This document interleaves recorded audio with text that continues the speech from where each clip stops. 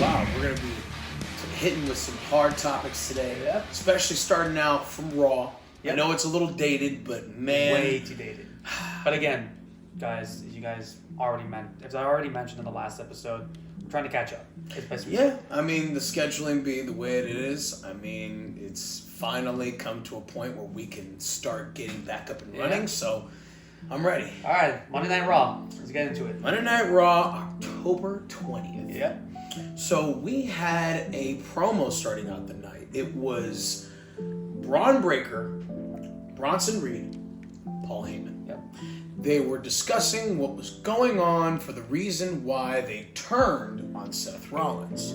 If I'm not mistaken, it was mentioned at the beginning of the day for Raw that Seth Rollins is injured. Yep. He is indeed injured and had to vacate the World Heavyweight Championship. And it's not a work, folks. It's not like SummerSlam. Yeah, unfortunately. Yeah. Because, I mean, it's just so crazy to see that. I mean, what a way to kind of write off Seth Rollins. Yeah, but I really liked what he was doing. It's just it's a shame that we're seeing Seth Rollins go through this now. Again, especially right before the end of John Cena's run. Mm-hmm. You know, because, again, December 15th, if I'm not mistaken, correct? For Saturday night's main event. I think December 13th. But yes, 13th. You're pretty much close. Okay, that was pretty close. But we also had AJ Styles and Dragon Lee versus the Judgment Day. Yes, we did. And it was for the WWE World Tag Team Championships. Yes, and what a very insane, crazy match. Wow, that was so much fun. And who were the winners of that match? Well, with a shocking conclusion, the brand new WWE World Tag Team Champions, AJ Styles and Dragon Lee. Oh, man. What a way to start off AJ's retirement. Yeah, and what a very interesting tag team. Yes. You know, because I never thought that both of them would be in the tag team together. Both of them high flyers. True. We'll see how it goes. We'll see how it goes. How long do you think this reign is going to last? I'm going to give it like at least 4 months.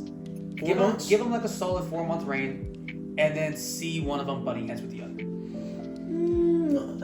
I mean, they're two faces. I don't think they'd be butting heads over what. Eventually. Eventually. Okay. They could be butting heads. I guess we'll see about that one. We had Becky Lynch confronting Paul Heyman. Yes. And wow, dude, like She's pissed. She was pissed, but that was hard as fuck. I'm not gonna lie. She literally just went up and spoke for her man and saying like, "Hey, why would you do this shit to us?" Like, well, it's not just that, but Seth knew that they were going to be turning on her. Yeah, they knew. One thing I will have to say in regards to the division, it should have just been Heyman, Braun, and Bronson. Rollins really didn't need to be part of it. Well, true, but then again, the name kind of came from Rollins. It did come from Rollins. The vision. No, I get that. But Heyman himself alone could have built these two men bigger and better than with Rollins. Because when Rollins was part of the faction, the leader, he was kind of slowing them down. Yeah, I mean... They suffered more losses under Rollins than they did wins. I kind of want to tally that up. Yeah. I kind of want to look back and actually check that out. We'll probably put the results like right there. Yeah, probably. But not just that. I think Braun Breaker and Bronson Reed felt not appreciated from Rollins. Yeah, because there was a couple of times where he was saying in his promos that he was like, I don't need anybody else. I don't need Paul Heyman. I don't need the men behind me because he's the champion. But honestly, without them, he wouldn't have kept his fucking championship. So, Seth Rollins, as much as I advocate for you, you gotta also appreciate your boys. Yeah, true. You gotta put mad respect on. And like I said, on both. And like I said, Seth already knew they were going to turn. So whether or not he's 100% healed and comes back to the ring, we'll see what happens next. I would think he starts targeting the division and not going straight for someone like Punk. Okay. Put the differences aside. Let these two go their separate ways. I see. And to end off Raw, at least for our highlights for the night, is we had a how many man battle royal? 20-man battle royal. A 20-man battle royal to determine the number one contendership for the World Heavyweight Championship. Man, and what a battle royal it was. Especially with all the names that were in there. Yeah. Let's not forget, last week on Raw, the previous week, it was CM Punk versus Jey Uso versus the LA Knights. Correct. To determine who was going to become the number one contender for the World Heavyweight Championship before Rollins got injured. Yes, and of course, it was CM Punk. It was CM Punk. But now with this Battle Royal, we're going to have a second number one contendership match. So it's going to be number one contender versus number one contender for the World Heavyweight Championship as Saturday night's main event. Yeah. Ooh. Yeah. I can't wait to talk about that later on. I can't wait too. Because who was the winner of that Battle Royal? Jey Uso. Jey Uso. By eliminating his brother out of the match. Ooh, yeah. Well, wasn't causing just some tension. Causing some tension, seeing some sort of, like I say, edginess to Jey Uso. I think he's becoming a lot more, what's the word? Intense. He really has been, just with everybody across the board. Yeah. Especially when Roman came back and was kind of putting some thoughts in his head. Yep. It just... While on the other way around, Jimmy's trying to take advice from Cody, which is very interesting to see. So you're saying the opposite. Interesting. Now, whether Jimmy is going to be getting a title shot eventually, maybe a Intercontinental or United States Championship run, who knows? Well, yeah. Start him off small. Give him a mid-card championship ring. Yeah, I could see that. Then, or maybe just out of nowhere, he stole the United States Championship. Stole or win? Win. But taking it from SmackDown and bringing it to Raw. And so that leaves Dominic Mysterio to go to SmackDown. Okay, interesting. And then imagine if the Judgment Day had a reason to kick him out and Adam Pearce just wanted to do it anyway. Yeah. It kind of gives them an easy out to get Dominic out of the group, and it keeps the Judgment Day intact. I mean, another thing is people love Dominic. They're starting to love him. Dirty Dom. All right, now with SmackDown. So starting off, we had Jimmy Uso having a brawl with Drew McIntyre. Yeah. And, I mean, interesting. Very. Because, I mean, Jimmy Uso going against Drew McIntyre at this point in time is just like, it's a little random. No, let's not forget, in the promo beforehand, Drew did mention Naomi. Always the bridesmaid, never the bride. Maybe you don't you don't shit talk a Samoan's family. Yeah, they come out swinging. You just don't. Oh. And it comes back to who was the one attacking Jacob Fatu. It still leads back around that. My suspicion is that it's Cody. My suspicion is, it could be the Viper. It really could be. I don't think it might be the Viper. I mean, it could be. Because, it's 50-50. Yeah, unless he's injured, I think it could be the Viper. It could be. Because Cody, that would be a very interesting twist. Yeah. Very interesting twist. And then we had Jade Cargill doing a surprise attack on Tiffany Stratton. Yep, after her match with Kiana James. Yeah, like, damn, what is going on with that? But you know what? What Jade is doing. About time to turn her heel.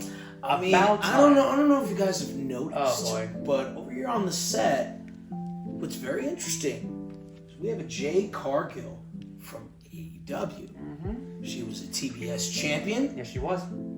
Badass. Second longest reigning. Second longest reigning. Almost undefeated. Maybe only lost once or twice Yeah. in her entire AEW career. Yep. That's pretty impressive. That's very impressive. But getting back over to WWE at Yes. the moment, we gotta go back to one of these days. Gotta go check back in with AEW and see what's going on with them. 100%. Jade Cargill turning on Tiffany Stratton. It makes things very interesting. It turns the dynamic around. Jade needed a heel turn to make her a much more believable threat to any women's division. I mean, she looks like a killer. To me, she looks like Jordan Grace, where she has the physique. She just needs to start hurting people badly. And I think what better way is to...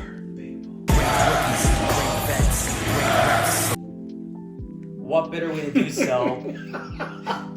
What better way to do so than by targeting the women's championship? Okay. Yeah. Okay. Very intriguing. And I mean, I wouldn't be surprised if Tiffany lost the belt to Jade. That could happen. That could happen at Saturday night's main event. Because the match was already official. Oh yeah, and it's made official. Oh yeah. Moving on. Yep. We had Ilya Dragunov fighting against Aleister Black for the U.S. Championship Open Challenge. Very interesting opponent to come out. Yes. I love Aleister Black. I love Aleister Black. A.K.A. Malachi Black. Yep. And of course, this recension after his victory over Damian Priest the previous week in that Falls Count Anywhere match.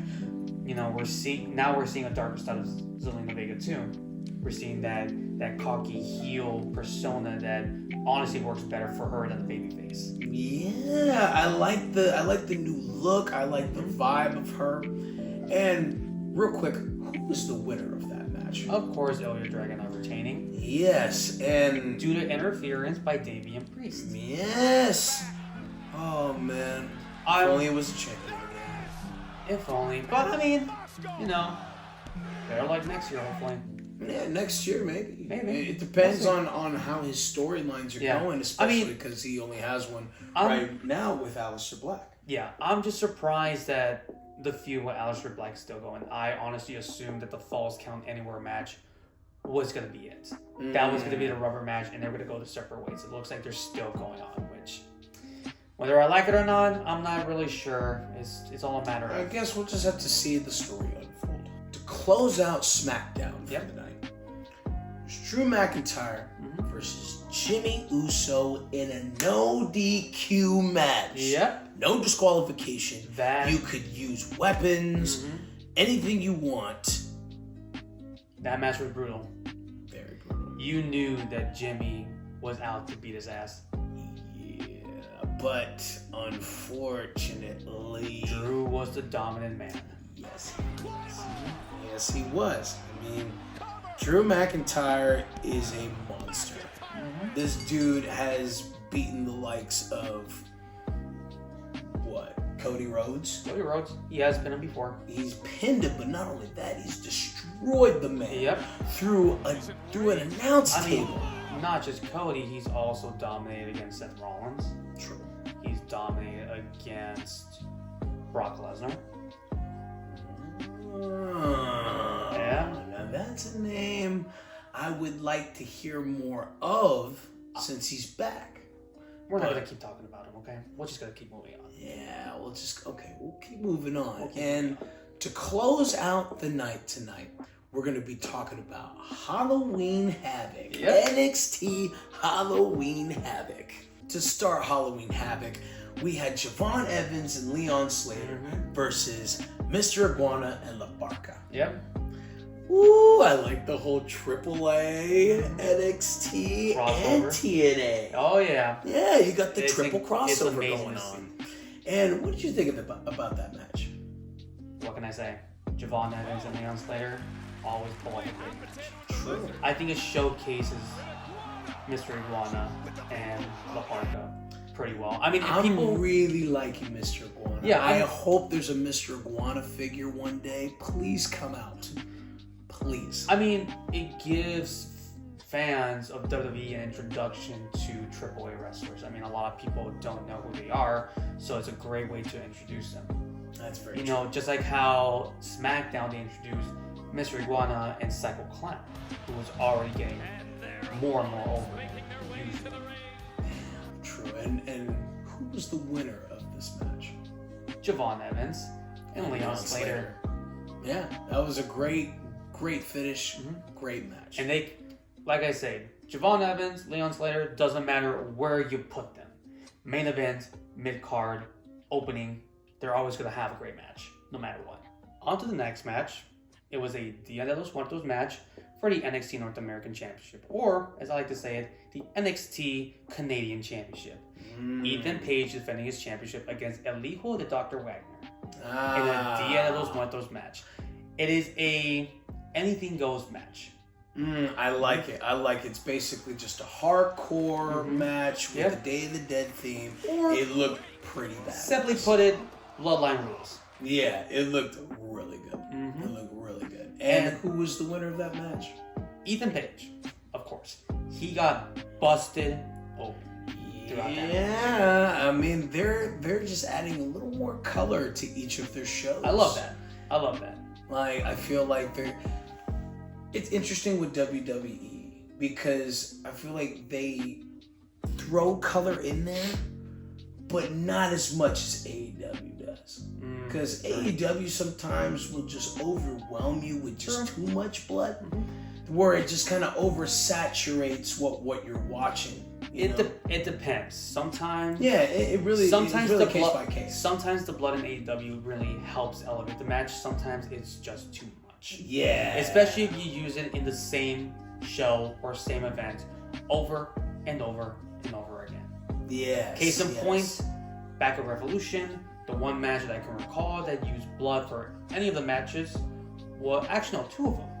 It was Mariah May versus Toni Storm.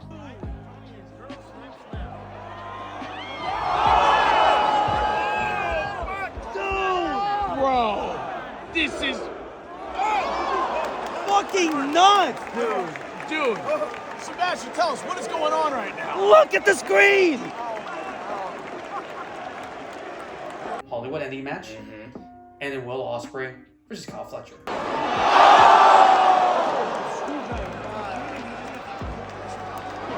Yep. And that's the occasion match. Yep, that was wild. And both of them had an engaging story. So obviously the blood was necessary. But say a hardcore match, or if you go watch a death match. Yeah, or death match is like blood is almost a given. A given.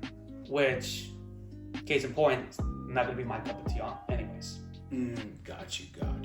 So blood can be great, but at some point, you gotta stop. Now moving on, we had Zarya versus Blake Monroe for the NXT Women's North American Championship. And if you guys don't know who Blake Monroe is, Mariah May from AEW. Yeah, and she's been doing some interesting stuff at NXT. I like what she's doing. You know, maybe one of these episodes, I feel like we're doing it now, but I'd like to take a stab at NXT proper. Okay. Not just a pay-per-view, but an actual match. Actual show. But an actual show. Yeah. What would you guys think about an NXT update? You know, let us know in the comments. That would be interesting. We had, and she was the new champion. She was a new champion, but before you state that, we had to mention Zarya was filling in for Solo Ruka, who was injured prior to the event. So she had to vacate both the WWE Women's North American Championship and the WWE Women's Speed Championship. Yes, I forgot she was. However, Speed champion. Zarya chose to take her place as the NXT North American Championship. So instead, it was going to be Zarya as the Women's North American Championship versus Blake Monroe.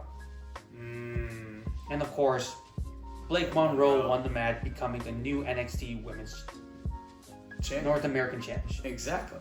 So congratulations to Blake Monroe. Hey, I think she got the win. It is finally time for her to have any kind of championship. True. Let's see how this reign goes. Let's see how long it goes. And then we also had JC Jane and Tatum Paxley for the NXT Women's title. Yep. And drum roll.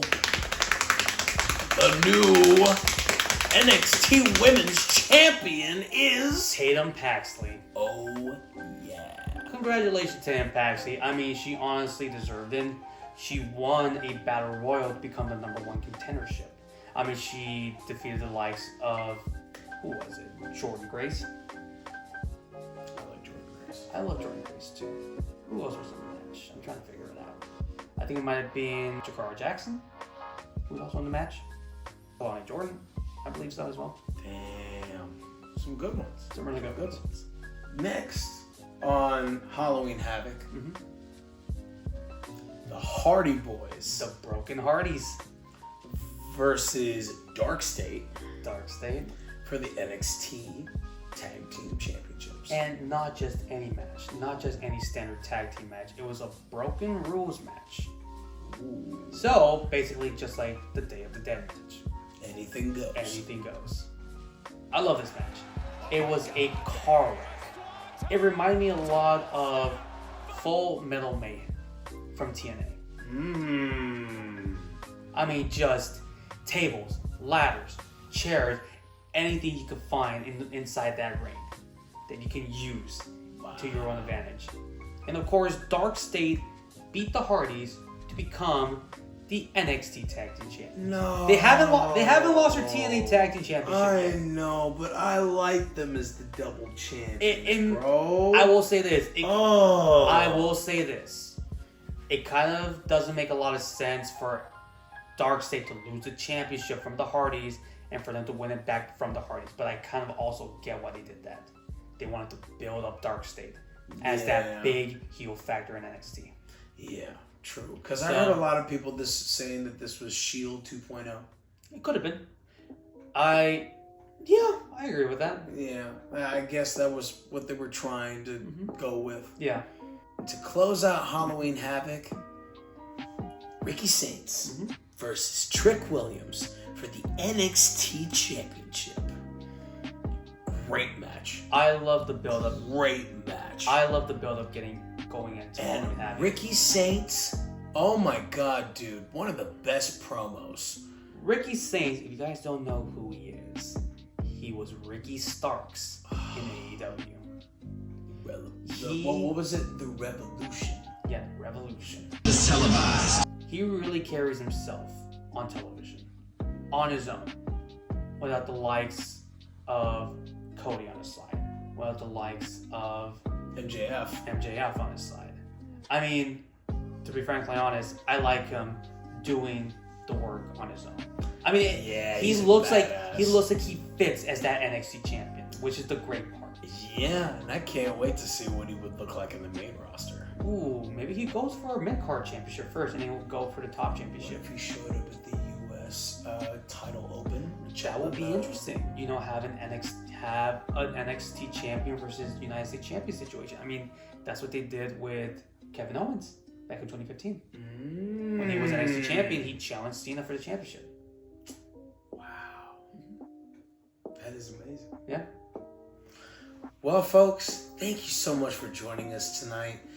Be sure to like, subscribe, comment, follow us on Instagram. I mean, we're getting those followers up, we're getting everything moving, and hopefully, we'll be able to go to Survivor Series. Hopefully. Fingers crossed. Fingers crossed, we go to Survivor Series, and we're able to enjoy John Cena's last match in California. Correct. Alright, Sebastian, you ready? I'm ready. It's Culture Kombat. The ring is just the beginning. Good night, everybody. Have a wonderful night.